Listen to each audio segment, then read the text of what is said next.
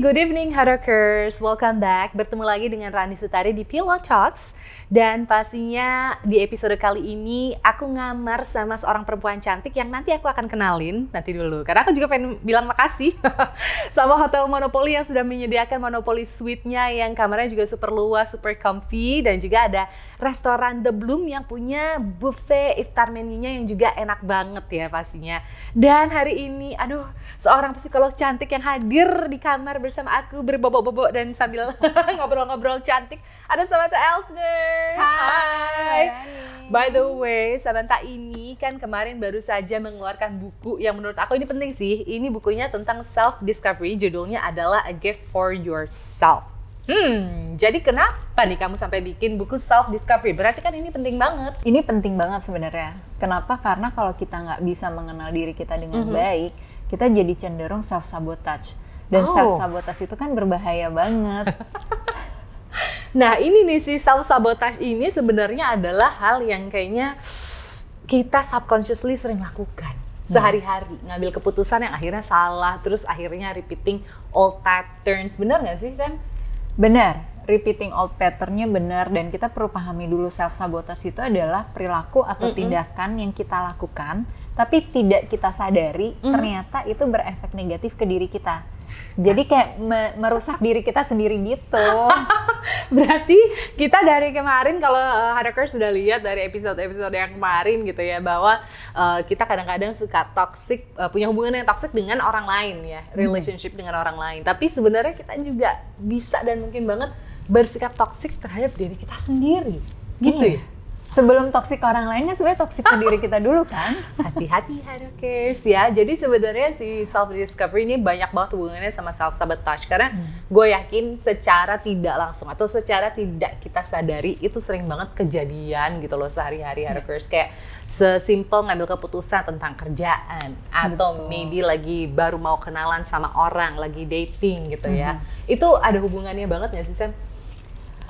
Dibilang ada hubungannya banget.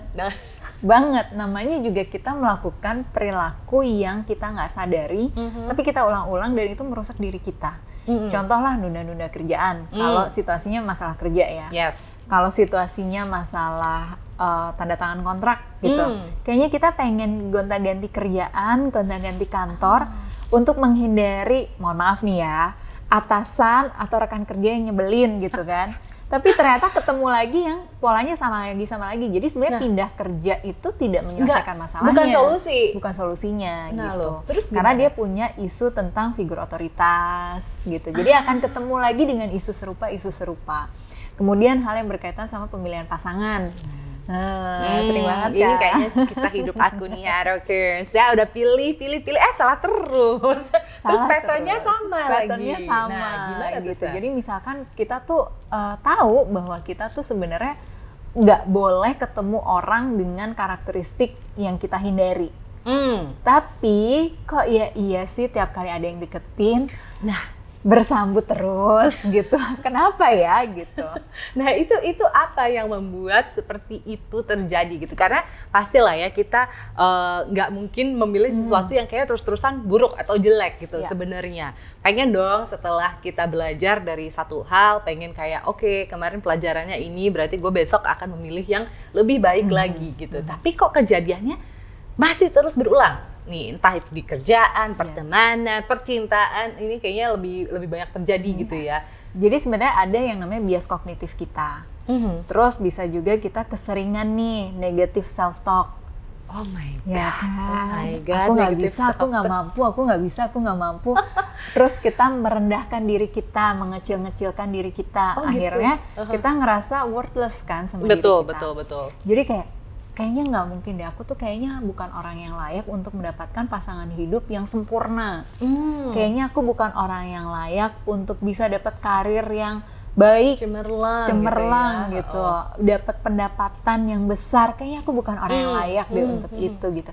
Jadinya keinginan harapan kita pengen punya pacar atau pasangan yang pengen punya karir yang itu jadi cuman halusinasi semata aja di siang bolong gitu kan. Kenapa sih kok susah banget gitu? Nah, karena kita masih terus mengulang. Jadi otak kita itu kan kayak wire. Ya, ketika kita berpikir hal yang positif Betul. dan bijaksana, maksudnya realistis ya, positif Betul. yang realistis, kita akan memancarkan gelombang-gelombang energi, sinyal-sinyal yang baik juga untuk kita. Yes. Jadi kita akan semakin dipertemukan sama orang-orang yang tepat Aha. untuk membantu kita. Nggak tahu, Allah itu kan jalurnya macem-macem tuh ya. Kan 1000 jalan ke Roma juga kan ya. Betul. Nah, kalau kita bayangkan selalu berpikiran yang negatif, selalu mengecil-ngecilkan diri kita, selalu merasa diri kita itu nggak berharga.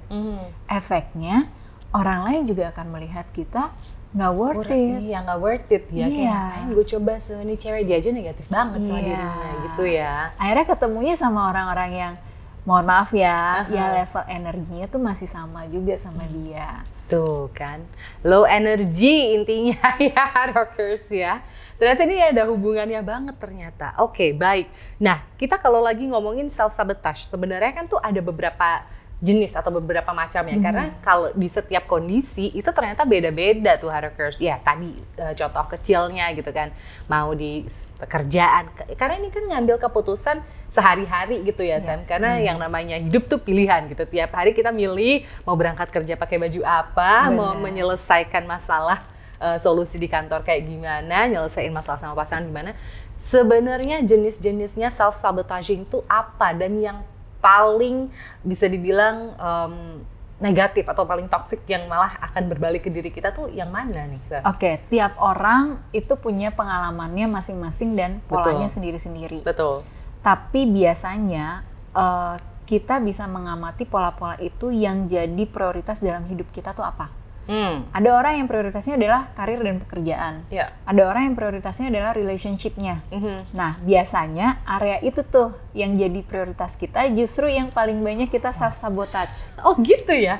Kenapa malah gitu? Biasanya kan kalau tadi kan Sam bilang biasanya kalau kita lagi, our brain is like a wave gitu, a wire gitu. Kalau kita lagi fokus sama suatu hal, bukannya jadinya kita malah lebih pengen nyelesain masalah yang di situ gitu. Benar, tapi kita jadi ambisius kan, jadi too much untuk terlalu banyak memikirkan hal itu, nggak sadar kita mikirinnya yang negatif terus. Jadi, I see. Suka nggak sih memerhatikan teman-teman kalau lagi cerita? Betul. Kenapa ya hidup gue kok sial banget sih? Kenapa ya? Kok gue tuh selalu ketemu sama bos yang nyebelin? Kenapa ya? Tiap kali gue membangun hubungan sama orang selalu aja gagal. Kapan sih gue nikah? Misalnya gitu ya. Jadi fokusnya ke negatifnya. Negatif kan? Kita pada saat kita berkeluh kesah aja kita udah tanya kenapa. Sedangkan pertanyaan kenapa yang negatif itu membuat motivasi di dalam diri kita juga semakin negatif.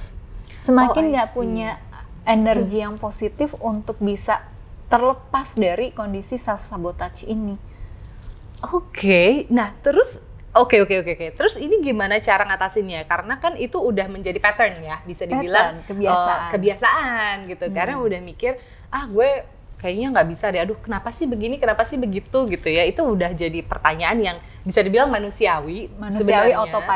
Autopilotnya kita menjadi negatif itu gitu. Nah, itu gimana cara nge-cut-nya biar pattern itu nggak keulang lagi sama ya itu gitu. Karena kan ini udah jadi pattern yang kita aja even nggak sadar gitu kan, kita ngelakuin itu gitu loh. Jadi kita perlu pahami dulu pertama, memahami hal yang pertama, apa sih sebenarnya yang sering terjadi sama kita. Nah, bisa dari tadi skala prioritasnya kita, bisa kalau kita perempuan nih, kita sadarilah misalkan kita ketika menjalin relasi sama orang lain, itu yang sering tuh terjadi patternnya kayak gimana sih. Kita, mohon maaf nih ya, termasuk yang gampangan, termasuk yang, misalnya lagi di klub, tiba-tiba belum kenal, tapi udah nyosor duluan. Rockers, wah ini kayaknya kamu. Loh. Itu, terus kalau yang laki-laki, mohon maaf nih, misalnya keseringan dikadalin sama pasangannya. Diporotin, disuruh-suruh, gitu kan, kayak, kok laki-laki nggak punya wibawanya sih, nggak ada Iya. karismatiknya sih, Iya, misalnya iya, kayak iya. gitu ya gitu. Bukan berarti cinta unconditionally, tapi emang kelihatan juga si ketemunya tuh sama orang-orang yang selalu memanfaatkan aja. Iya, iya, iya. Kayaknya itu bagi dia adalah kondisi cinta gitu. Mhm. Tapi padahal enggak, cinta tuh nggak kayak gitu loh gitu. Iya, iya, iya. Nah, itu kalau yang berkaitan sama relationship. Kalau yang berkaitan sama karir, coba kita refleksikan, kita tuh punya masalah dengan figur otoritas nggak selain atasan kita. Oke. Pada saat kita kecil, hubungan kita sama orang tua tuh seperti apa? Mhm. Pengkondisian yang terjadi pada saat kita menjadi anak dalam pengasuhan orang tua kita tuh apa aja yang kita dapatkan? Nah, Penuh syarat nggak orang tuanya? oke. Orang tuanya mungkin nggak abusive, mencukupi memberikan fasilitas apapun ke anaknya, Dimanjain juga. dimanjain, tapi absen. Nah, absennya ini nih gimana nih, Sam? Soalnya kadang-kadang kan orang tua akan bilang, loh, kan aku udah kasih semuanya, aku sekolahin baik, aku kasih makan baik, kamu punya teman-teman yang bagus, barang-barang yang bagus, dan lain-lain. Nah, terus apa tuh, Sam? Itu kan hanya Pengkondisian. fasilitas secara finansial, Ya, physical, Material ya, things. material things, yes. gitu. Tapi yang dibutuhkan anak sebetulnya kan kedekatan koneksi sama orang tuanya. Emotionally, bisa ngobrol nggak? Iya, iya, iya. Bisa ditemenin nggak kalau anaknya perform di sekolah? Ada yang nonton, ada yang hadir nggak orang tuanya? Walaupun memang itu nggak ideal sih, nggak semua keluarga bisa melakukan hal itu di Indonesia ya. Apalagi di kota besar kalau macet dan banyak Iya, aktivitas lain iya. macam-macam. Tapi palingnya kita di kondisi yang sudah di usia dewasa, kita mau menyadari hal itu. Kalau kita selalu merasanya gini, kita tuh nggak sadar soalnya. Betul, karena kan ini terjadinya pas kita masih bocil gitu ya. Bocil, iya. Biasanya kan mungkin perkembangan anak tuh sampai umur ya balita lah ya, yang lagi menyerap-nyerap Benar. informasi gitu. Nah, pada saat kita udah usia 20 tahun ke atas, seringnya kita pakai rasionalisasi. Merasionalkan semua yang dilakukan orang tua kita, Oke. dan pakai alasan-alasan yang logis itu untuk pembenaran, bahkan bagi diri kita sendiri. Contoh. Ya wajar lah, kan namanya juga orang tua cari duit. Oh, jadi ya udahlah, Ya mereka emang udahlah. nggak ada waktu untuk ngobrol sama gue, Iya. temenin gue, dengerin Nggak gue, apa-apa. keluh kesah sama sekolah. Ya Yes. udahlah, nggak apa-apa gitu ya. Toh, gue sekarang udah lulus kuliah, gue dibantuin nih koneksi bisa kerja di mana apa segala Bisa macam. cari uang sendiri. Bisa cari uang sendiri gitu kan. Tapi ternyata pada saat berhadapan sama atasan, kok atasannya banyak nuntut ya? Kok kayaknya nih kalau dirunut-runut, ini kejadian nyata nih soalnya ya, Oke. beberapa klienku, Iya. kok dirunut-runut, oh relasi dia sama orang tuanya absen, nggak hadir secara emosional, tapi begitu ngomong sama anak yang dibahas cuman masalah prestasi akademis. Sering terjadi. Aduh, kamu kok hasil ulangannya cuma 80, Nak? Harusnya kamu 90 atau 100 ya. Ini kayaknya Asian parents nggak sih? Kayak gini banget. Nah, hal ini kan perlu kita sadari. Iya. Kalau kita udah menyadari pattern-pattern di dalam kondisi kehidupan kita seperti apa, kita bisa membuat emosi kita jadi lebih kita sadarkan. Oke. Kenapa sih aku akhirnya melakukan hal-hal ini?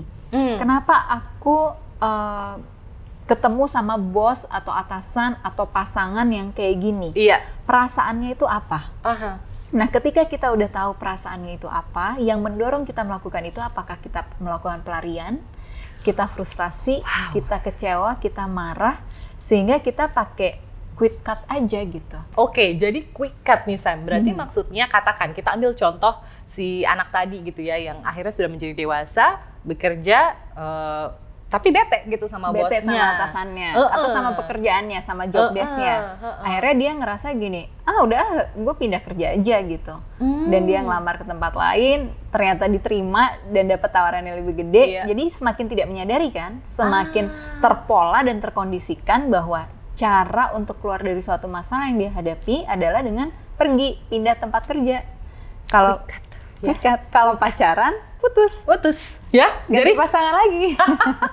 jadi tidak mau berproses, bisa dibilang gitu Tidak ya mau Sam, ya, berproses. gitu. Padahal sebenarnya kalau dirunut-runut lagi, ini ternyata adalah hubungannya dengan hubungan dengan orang tua gitu ya sebenarnya. Ada pengkondisian dari orang tua yang kita nggak sadari. Betul. Dalam hal ini kita punya masalah dengan figur otoritas gitu. Nah, ada juga tadi kan masalah self esteem. Jadi nggak harus tentang masalah waktu dia kecilnya, pengkondisian orang tuanya gimana dan lain sebagainya. Tapi punya self esteem. Self esteem itu kan seperti inner voice kita ya. Yang lagi-lagi sih biasanya karena waktu dia masa perkembangannya itu banyak bertemu di lingkungan-lingkungan yang negative thinking. Jadi yang memberikan dia limitasi. Gak harus dari orang tua loh. Gak harus orang tua ya. Jadi mungkin ketika masa remajanya dia terpola karena bermainnya let's say dengan orang-orang atau teman-teman yang kurang baik, pergaulannya kayak ngapain sih kamu so artis banget misalnya gitu. Padahal ini anak tuh sangat potensial dan dia bisa menghibur orang, dia bisa berakting dengan baik, tapi karena teman-temannya mengecil-ngecilkan dia jadi nggak pede kan? Jadi inner voice-nya dia yang masuk ke kepala dia adalah, ya memang gue nggak worthy untuk menjadi artis, let's say gitu ya. Misalnya gitu. Akhirnya dia nggak pernah pede untuk bisa mungkin coba untuk main acting atau ya segala macam lah yang berkaitan dengan drama dan acting gitu. Akhirnya ya dia cuman terpojok aja dalam kehidupan setiap harinya dia. Nggak berani mengambil aksi kan? Iya. Gitu. Berarti ini ada hubungannya juga sama self esteem ya ternyata. Berarti si kalau aku sedikit recap lagi, berarti sebenarnya si self sabotage ini juga ada hubungannya dengan self esteem yang mungkin ketika kita mau mengambil keputusan, akhirnya kita putusin untuk udah deh disabotase aja gitu, udah nggak jadi aja gitu. Karena sebenarnya ada tadi ketidakpercayaan dirinya mungkin, terus juga mengulang pattern yang sama gitu. Ada berapa jenis lagi nih Sam? Pusing nih gue kayaknya self sabotage ternyata dari hal-hal yang kecil yang setiap hari kan itu sebenarnya kita nggak sadarin kan. Nggak sadari gitu. Makanya memang cara yang terbaik itu adalah meningkatkan kesadaran diri kita dengan cara kita mengenal diri kita supaya kita bisa mengendalikan. Ini loh kecenderungan kita self sabotage-nya tuh apa aja. Kalau kita udah tahu kecenderungan kita self sabotage-nya tadi misalnya di bidang relationship atau di kerjaan, di waktu kita mengambil suatu keputusan gitu. Sesederhana misalnya kayak gini ya. Kita tuh nggak sadar gitu ya. Pulang kerja, kayaknya nggak asik nih pulang kerja bakalan macet. Ya. Yang tinggal di Jakarta dan kota-kota besar lainnya mungkin kondisinya tiap pulang kerja memang macet, ya kan? Bisa 1 jam lebih gitu bisa ya. Bisa 3 jam. Jangan salah. Nah, tapi kita udah terkondisikan sama kondisi di lapangan yang kayak gitu. Akhirnya kita apa? Yang keputusan yang kita lakukan setiap hari. Menunda pulang. Betul. Kayak udahlah lembur aja di kantor gitu. Atau nge-mall. Iya, atau nongkrong aja dulu, ngopi-ngopi dulu sama teman. Sampai nanti pokoknya udah nggak macet lagi lah gitu. Kira-kira jam 9, jam 10 udah nggak macet. Ternyata masih macet juga kan di jalan. Tapi boncos juga. Akhirnya malah ngeluarin bensin juga sama aja. Ngeluarin makan minum di luar juga tambah banyak gitu ya. Belum biaya nonton kan? Nah, ya kan? Belum lagi cemil-cemilannya. Apalagi kalau nanti kayak cowok yang tadi suka naktir-naktirin cewek. Jadinya nggak punya boundaries terhadap, walaupun itu hal yang kecil, nggak berkaitan sama relationship, nggak berkaitan sama kerjaan, tapi bagaimana kita menjalani kehidupan kita sehari-hari. Jadi itu efeknya sebesar itu nanti ke bagaimana cash flow kita, gimana ritme kita menabung. Kan panjang kemana-mana gitu loh kalau self sabotage ini gitu. Makanya memang penting banget nih Mbak Rani supaya kita sadar. Ketika kita udah sadar, kita bisa fokus untuk memperbaiki. Supaya kita tidak mengulang self sabotage. Ini masalahnya. Satu, tidak semua orang sadar atau udah kita berusaha nyadarin. Let's say kita punya teman yang kayak gitu ya, ya namanya juga teman, sahabat ingin berusaha menyadarkan, tapi nggak semua orang bisa menerima dengan this new awareness. Itu belum tentu semua orang mau menerima. Dan keduanya lagi gimana caranya? Karena mungkin banyak orang yang juga sebenarnya sudah mulai self aware. Aku yakin Hackers juga do their own work gitu ya. Di rumah juga mulai menyadari banyak kesalahan dan kekurangan di masa lalu. Pengen nih jadi lebih baik lagi, tapi nggak semua orang juga tahu sih Sam gimana cara memutus, let's say, pattern yang kemarin-kemarin ini sudah terjadi. Nah, itu tuh gimana? Karena self-aware, oke, yes, benar gitu ya. Tapi gimana caranya? Ada nggak sih step by step-nya biar kita tidak terus-terusan melakukan self-sabotage ke diri kita sendiri? Yang pertama, menyadari polanya, kebiasaan-kebiasaan kita. Biasanya ini bisa kita makin sadari kalau kita suka journaling. Journaling ya? Ternyata journaling segitu pentingnya gitu. Iya, journaling bisa dari mencatat pengeluaran ekonomi kita tiap bulan, hal-hal kecil ya, jajannya apa aja. Terus udah gitu bisa juga berkaitan tentang 5 tahun terakhir, gaya hidup kita, pola kebiasaan yang kita bangun itu seperti apa saja. Itu yang sederhana tuh. Jadi pointers aja tuh bisa gitu ya, yang seingatnya kita, kayak kebiasaan mandi, terus berangkat kantor, terus pulang dan lain sebagainya gitu. Itu bisa dari situ. Hubungan kita kayak sehari nelpon orang tua atau nelpon pasangan kita berapa kali, udah cukup baik belum intensitasnya gitu. Terus biasanya cari informasi ya, relasi yang sehat tuh seperti apa. Nah, standarnya tuh gitu tuh. Jadi kalau kita rutinitas sehari-harinya gini, relasi yang sehat seperti apa. Nah, itu jadi pembandingnya. Jadi meng-compare apa yang kita sudah lakukan kebiasaan selama berapa tahun terakhir, di-compare gitu ya sama. Tapi bukan berarti kita harus mengejar si kesempurnaan relasi yang sehat ini ya. Nah, nanti jadi pressure lagi tuh gimana? Intinya kan supaya kita sadar dulu nih, sadar dulu bahwa karena banyak orang kritiknya kayak gini Mbak Rani. Aku udah menjalankan ini kok kurang terus sih gitu. Standarnya harus kayak gimana gitu. Betul. Nah, standarnya kan upaya kita untuk selalu sadar. Jadi ketika kita melakukan suatu kesalahan, biasanya kalau yang berkaitan sama atasan atau sama pasangan, mereka pasti akan negur kita kan. Nah, pada saat kita ditegur, jangan kita ngerasa defensif. Jangan denial intinya, Rockers. Justru kalau kita denial atau kita defensif terhadap teguran-teguran halus itu, bikin kita semakin self-sabotage. Jadi kita meresapi, kita refleksikan. Oh, aku tuh lagi diingetin. Diingetin itu tandanya orang sayang sama kita. Pengen kita jadi lebih baik lagi. Dan itu proses, berarti kita udah jalan di ritme yang baru, yang baik. Sebenarnya dengan diingatkan tadi, let's say ya, sebenarnya itu adalah one step ahead untuk menuju the new or the better version of us sebenarnya gitu. Jadi jangan di-deny gitu kan. Kalau ada orang yang ngingetin, berarti ini baik untuk aku gitu. Karena perubahan itu nggak bisa instan. Aku setuju banget, karena kadang-kadang tuh kayak udah gue ngerasa berusaha berubah dan lain-lain, udah belajar ini itu 2-3 tahun, 4 tahun belum tentu sayang ya. Jadi memang it's a lifetime process gitu sebenarnya Sam ya. Betul. Nah, berikutnya kita lihat, kita refleksikan motif secara emosionalnya kita ketika kita melakukan self sabotage itu karena kita merasakan emosi negatif apa. Fokusnya kita memvalidasi si emosi-emosi negatif itu. Dan kita memproses emosi itu dengan cara yang tepat. Misalnya kita marah banget, tapi kita nggak bisa menyampaikan ke orang itu karena mungkin terpentok sama aturan sosial kita. Kayaknya nggak etis nih kalau kita marah-marah sama orang tua atau sama atasan kita gitu. Terus caranya gimana? Kita bisa katarsis. Katarsis itu bisa kita cerita ke orang yang terdekat sama kita, bisa ke profesional juga, atau kita bisa journaling, expressive journaling, jadi nulis aja terus gitu. Atau pegal kalau nulis gitu kan, ya udah direkam aja suaranya, terus habis itu dihapus. Gitu, nggak apa-apa tuh ya? Nggak apa-apa gitu. Kan intinya kita menyalurkan energi negatif tersebut gitu ya. Benar gitu. Nah, habis itu kita tutup dengan apresiasi diri, kayak terima kasih ya, pupuk diri sendiri, kamu tuh udah kuat hari ini, kamu udah sabar, gitu. Jangan cuman mentok di katarsisnya aja. Itu jadinya ranting doang gitu kan, jadi kayak ngomong-ngomong ke teman-teman tuh ya kan, jadi kayak, aduh ini bos gue gini, aduh pasangan gue kayak gini, gimana sih, bete banget deh. Akhirnya nggak kelar-kelar dong, itu malah jadi gosip, Rockers. Nah, habis itu kita pupuk, kita bilang bahwa iya terima kasih ya, kamu udah sabar, kamu udah kuat, mungkin kamu juga udah kreatif hari ini, apapun yang relate dengan situasi pada saat itu.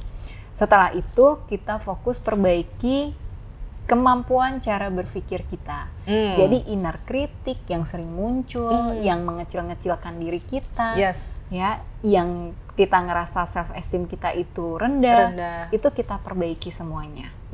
Kalau ternyata bukan cuma sekedar self esteem yang rendah, masalah dari self sabotage ini bukan sekedar negatif self talk yang selalu kita lakukan. Ada masalah trauma di balik itu, berarti butuh penanganan bantuan dari profesional. Setuju. Berarti setelah menyadari, terus juga mempelajari lagi, relearning lagi, ini juga kadang-kadang sebenarnya nggak bisa setelah kita mencoba dan memang masih mentok juga, kayaknya emang butuh professional help gitu ya.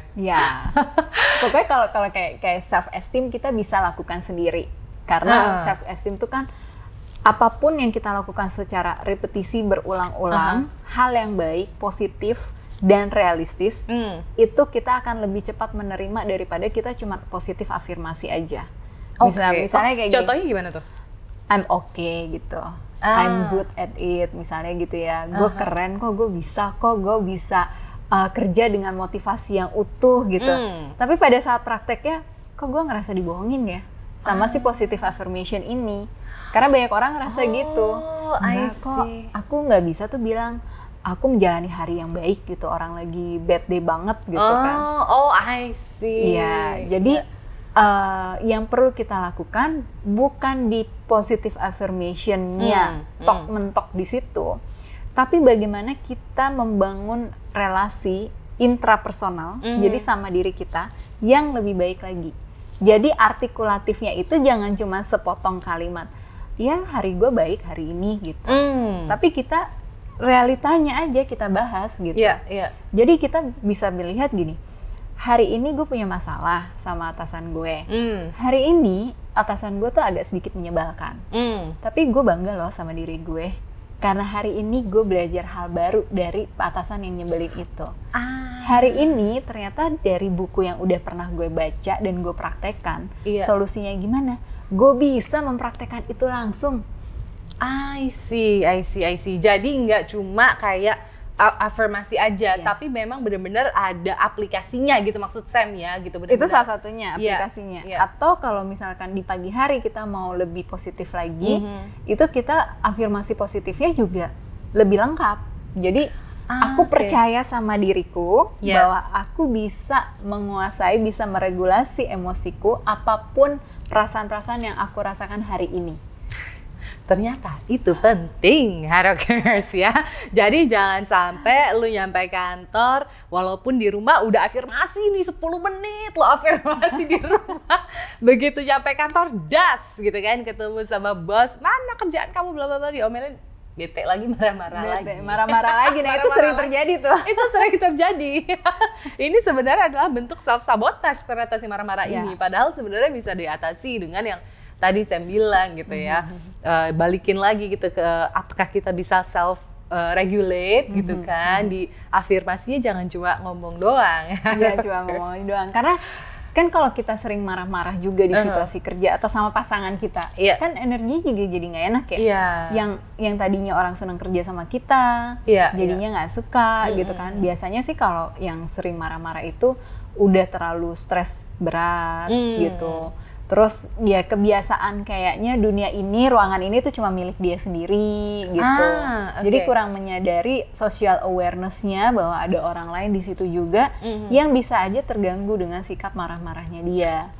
Tapi mungkin secara tidak sadar dia merasa bahwa aku tuh adalah orang yang harus meluapkan kalau marah.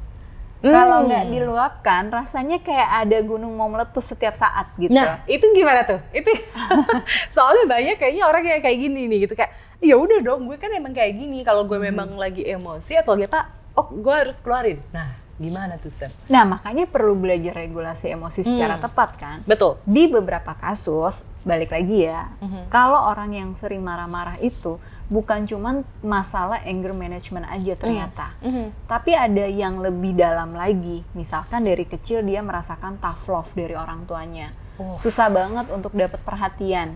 Rasa sayang dan perhatian dari orang tuanya juga mungkin susah dia dapat. Jadi mungkin bisa aja nih terkondisinya adalah dia harus tantrum dulu, harus ngamuk dulu, baru orang tuanya dapat perhatian. Jadi nggak sadar kan, itu kebawa sampai dia dewasa, dia jadi harus cranky dulu, baru kayaknya, oh ya orang baru merhatiin gue nih kalau gue udah marah-marah. Dan itu sesuatu yang dia yakini kan, tapi nggak sadar. Yes, jadi ternyata tough love ini juga mengerikan, Harakers. Oke, berarti jadi si tough love-nya ini juga bisa diaplikasikan pas kita udah dewasa, pas punya pasangan, jadi keulang gitu maksudnya Sam ya. Pattern-nya adalah, oh berarti nih kalau gue sama pasangan gue juga harus ngambek dulu, marah dulu, terus ngediemin dia dulu, silent treatment, baru nanti gue dapat perhatian dan rasa sayang lagi dari pasangan. Kurang lebih kayak gitu. Lebih kayak gitu. Termasuk juga misalkan yang suka buntutin atau spy pasangannya. Spy pasangan, sampai naruh GPS di handphone pasangan. Harakers, emang gue gak tahu lu Harakers. Nah ini ada kondisi cerita di ruang praktekku yang dia nggak sadar kalau dia melakukan self sabotage dengan dia controlling ke pasangannya banget. Oh, controlling termasuk ya? Controlling gitu. Spy itu termasuk controlling kan? Yeah. Jadi ternyata runut punya runut pada saat dia masih kecil, dia dikondisikan, dimanipulasi sama salah satu orang tuanya karena pasangan orang tuanya itu pernah berselingkuh. I see. Gitu. Jadi anak perempuan disuruh-suruh sama ibunya jadi agen rahasia.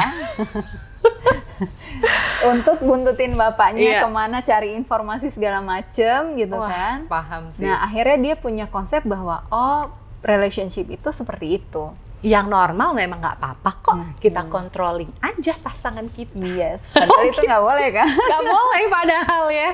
Oke, jadi ternyata si self-sabotage ini banyak banget bentuknya, banyak banget versinya juga ketika di dunia percintaan, pekerjaan juga ternyata kita juga sering self-sabotage. Dan ternyata hal-hal kecil kayak tadi tuh ya sampai entah itu controlling atau self-esteem kita juga rendah. Ternyata ini juga sebenarnya salah satu bentuk self-sabotage. Ada lagi mungkin Sam, hal-hal yang bisa dikasih contoh ke Harakers yang kayaknya mungkin kita nggak sadar gitu, tapi ternyata itu self-sabotage. Ada lagi nggak?